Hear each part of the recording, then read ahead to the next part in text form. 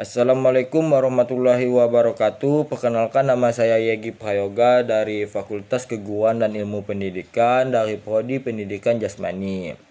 Saya di sini telah mewawancarai teman saya yang atlet yang berinisial AD. AD ini merupakan teman saya atau partner saya dalam bermain olahraga yaitu bulu tangkis. Teman saya yang berinisial AD juga merupakan atlet nasional atau pernah menjadi atlet nasional dalam cabur sepak bola. Baiklah, ketika saya mewawancarai dia, saya bertanya kepada dia apa yang memotivasi dia untuk menjadi seorang atlet. Terus teman saya ini menjawab, dia sangat suka berolahraga dan awalnya hanya sekedar bermain saja. Namun saat lama-kelamaan terus ditekuni, lalu mulailah dia mengenal yang namanya turnamen. Hal ini yang memotivasi dia untuk menjadi seorang atlet, karena seorang atlet dapat berprestasi dan membanggakan kedua orang tua. Ya, tentu saja.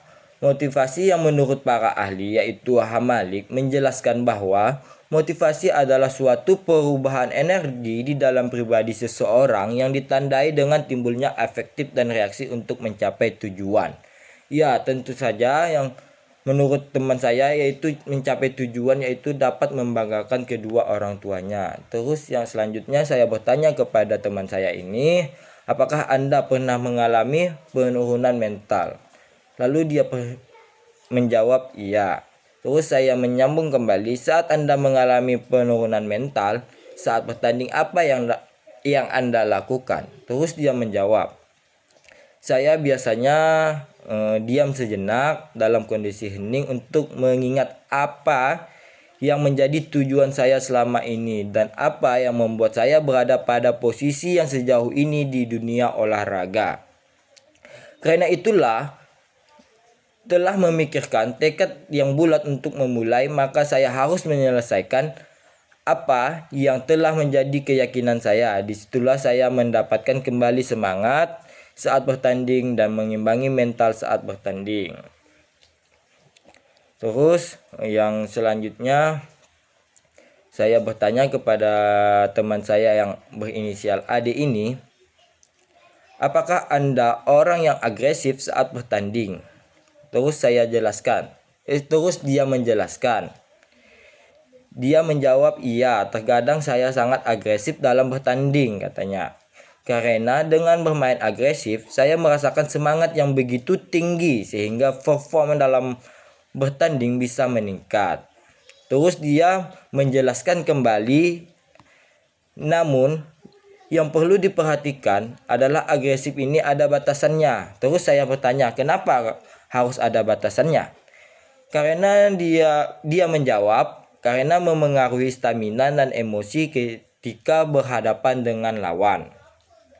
Terus, jadi gunakanlah emosi dengan baik apabila ingin tampil sebagai pemain yang agresif namun juga dapat terkontrol dengan baik.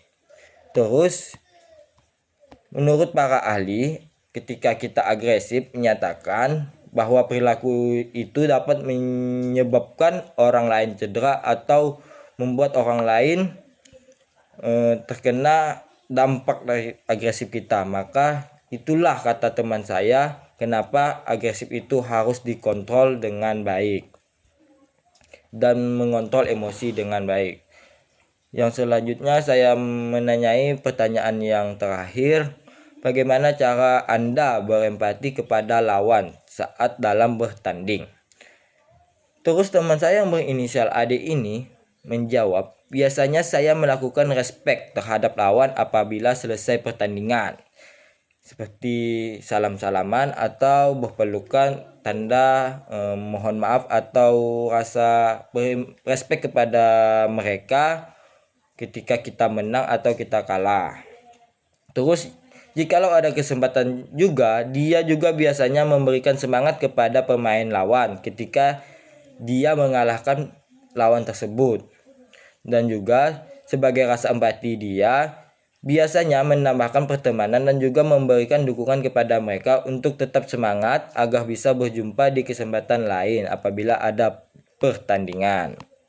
Ya, tentu saja menurut para ahli, yaitu Ledian, menyatakan bahwa berempati adalah kemampuan seseorang dalam menempatkan diri, merasakan apa yang dirasakan individu lain, serta menaruhkan perspektif seolah menjadi individu lain tersebut. Itulah yang disebut sebagai empati.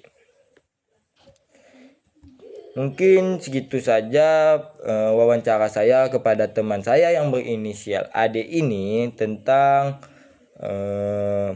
motivasi. Yang terus selanjutnya ketika dia mengalami penurunan mental saat bertanding, dan yang selanjutnya yaitu agresif, dan yang terakhir berempati kepada lawan. Teman saya ini juga menjawab secara singkat, padat, dan jelas sehingga saya pun mudah memahami apa yang dia sampaikan kepada saya, sehingga saya dapat membuat video ini untuk disampaikan kembali kepada kalian yang menonton video ini. Mungkin sekian saja video saya yang telah saya buat. Saya mohon maaf apabila kekurangan dalam video ini. Saya akhiri. Assalamualaikum warahmatullahi wabarakatuh.